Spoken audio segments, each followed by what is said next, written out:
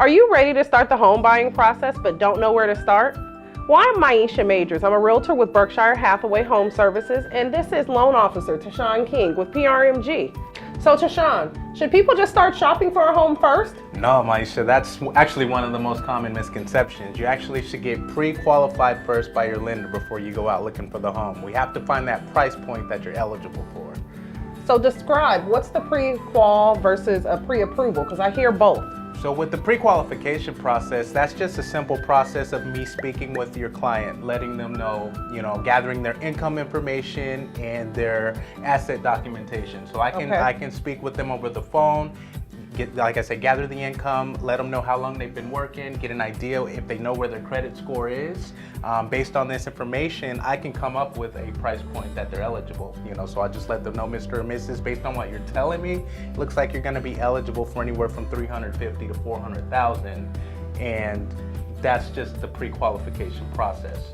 Okay, so then when they have to get pre-approved, is that when they come and sit down with you? Absolutely. So then with the pre-approval, we can sit down. They can still, with great technology today, they can email or fax me the documents. But yeah, I do like to sit down with the borrower, let them know what documentation I'll need for the pre-approval.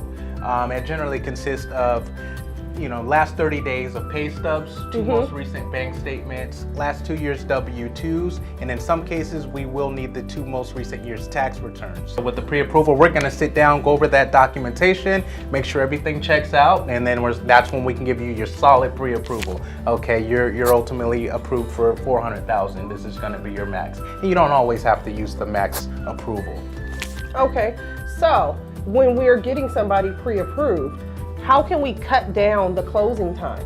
So the very next step so after the pre-approval, I do like to take it a step further. So since I have an entire package ready for the underwriter, we'll go ahead and submit the package to an underwriter to review, and we call this a TBD, to be determined approval. So this way, once we get the file approved up front, we already have an approval. All we need is a property contract and an appraisal really to close escrow. So this is going to cut the escrow timeline down quite a bit, sometimes in half. Wow, that's amazing, and I've seen it happen myself with clients that Tashaun and I have worked with together. Instead of a typical 30 to 45 day close, we're usually closing people in like 15, sometimes 20, 25 days. It's awesome. I hope this pre-approval and pre-qualification information was valuable to you. And if you'd like to continue on, watch our next video. We'll be discussing credit challenges that you may be facing. Thanks for watching. Hi, have you been wondering, start over. In this video, today we're going to be talking about 1, 2, and 3.